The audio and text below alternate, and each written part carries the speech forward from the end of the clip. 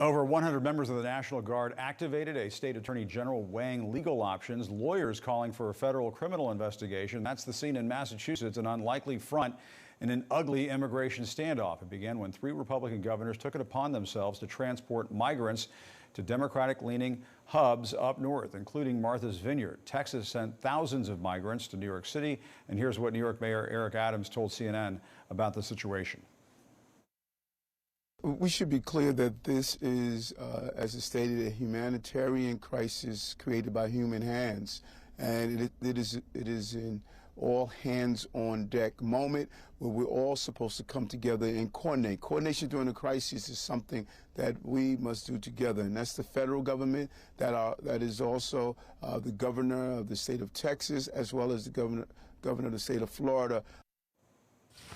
Let's bring in CNN political commentator and former Obama administration official Van Jones and former Republican Congresswoman Barbara Comstock. Van, we just heard the mayor of New York City there talking about how, you know, at the very least, they're just not getting any kind of coordination with these governors before these folks these migrants are dropped off in this fashion. What do you make of what these Republican governors are up to? Well, I mean, it's really shameful. You know, there is a way to handle something like this. Look, I think we need more immigration, not less. I mean, we probably, if we could get more people here working, it would probably help with inflation and everything else. But there is an orderly way to do it. Unfortunately, there's a complete breakdown. And what you need in a situation like this is for someone like DeSantis to convene the governors so he could use the National Governors Association, a bipartisan group, and say, look, we can't do any more. We need your help, and you coordinate it. That's not what they're doing at all. They're just doing these stunts and these ambushes, which they're basically trying to score political points. They're making a point. They're not solving the problem. And so it's actually, they're kind of, I would say, you know, using or even pimping the pain of the border towns that do need help. They're not solving that problem, but they're now just, you know, making these political grand gestures, which I think are really, it's really disgusting. Barbara, what do you think? I mean, this is obviously not a solution to put people on a plane or on a bus and send them to who knows where. Why not offer solutions, like Van is saying?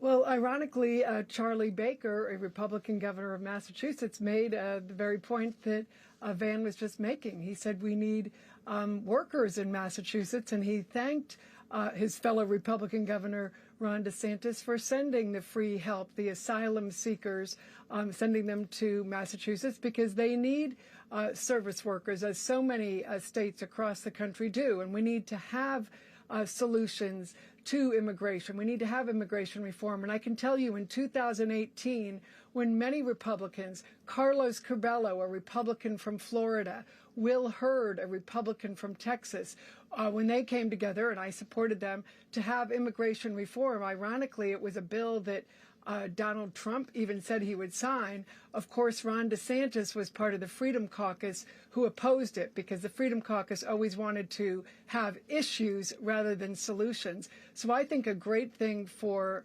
President Biden would be to convene people like Charlie Baker, like a Will Hurd, like a Carlos Curbelo, and call the bluff of governors like Governor DeSantis and say, let's sit down with people like Charlie Baker, one of the most popular Republican governors in the country, people like Will Hurd and Carlos Curbelo. Let's bring them together on the border and say, let's work on those solutions that these people actually really want to work on.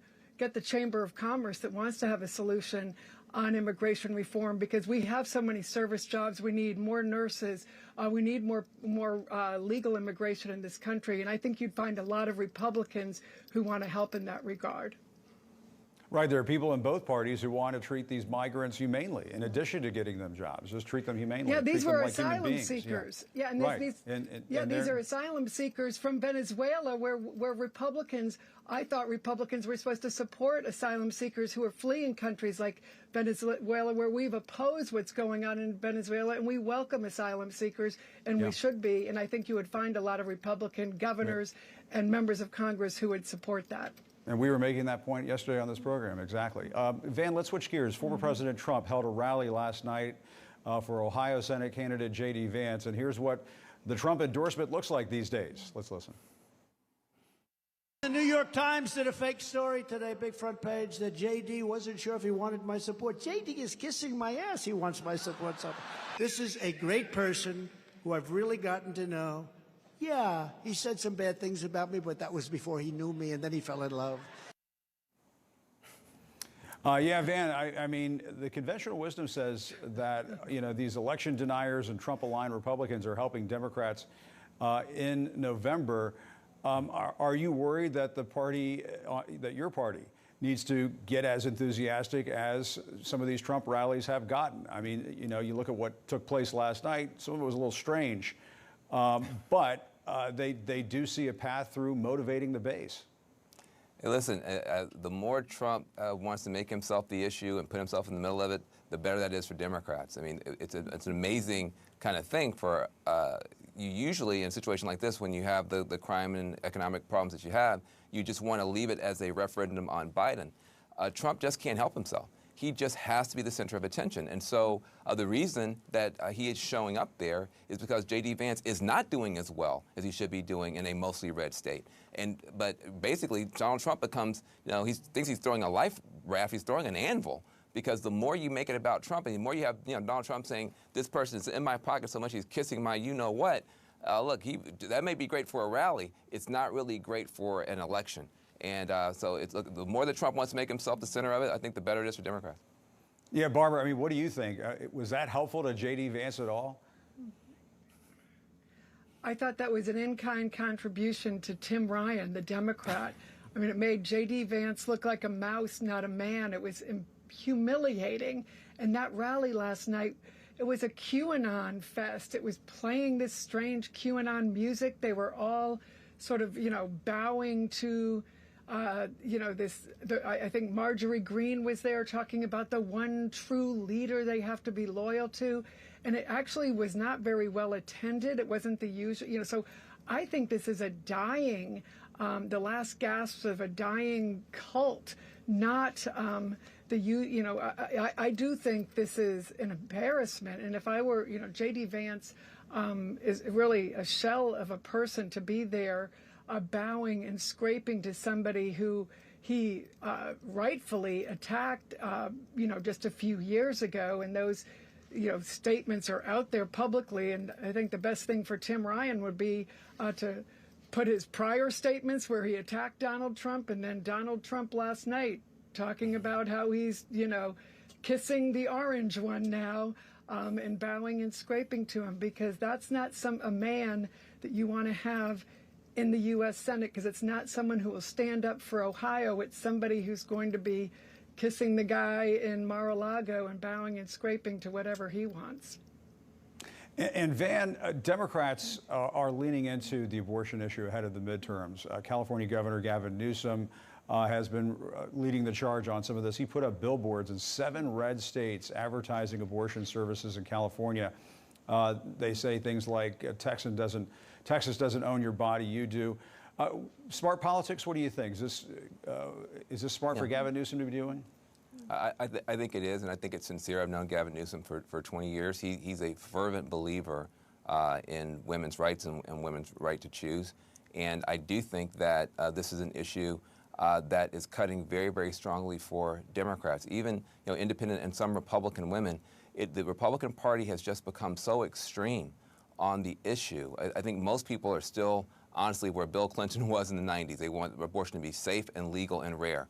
That's my position. I think that's most people's position. But when you start going out there saying that rapists have to have the child of the rapist and all this crazy stuff and no exceptions, and you hear all these horrific stories coming forward, what it does is it shows the Republican Party doesn't have the character and the judgment to deal with something this nuanced, and they're running to these extremes. And so I think that Democrats are now becoming a safe harbor for people to say, let's at least let these very difficult decisions between a woman and her doctor be handled with some grace, some nuance here. And so I do think that I appreciate what Gavin's doing. And a quick final thought from you, Barbara. What do you think? Have Republicans overreached on this issue? Well, I think the problem has been that the Republicans' message has been very mixed, and that was highlighted this week by Lindsey Graham coming out and talking about a national bill when Republicans have been saying, that once the Dobbs case came, it was going to be returned back to the states, and there could be, different positions in each state. And Republicans had historically been for, obviously, exceptions for life of the mother and rape and incest. Certainly that had been my experience when I was in Congress and when I was also in the State House. And there had been compromise on these issues. And then you have seen these extremes, and as Van discussed. So because of the mixed messaging, because of a lot of extreme candidates and actually many men who didn't know what they were talking about in these issues, it's been a problem. Right. And so I think the mixed messages has driven away independents and Democrats at a time when Republicans, in order to win back Congress and certainly in these swing districts and states, needed to have, be able to reach independents and Democrats that they are losing on this issue.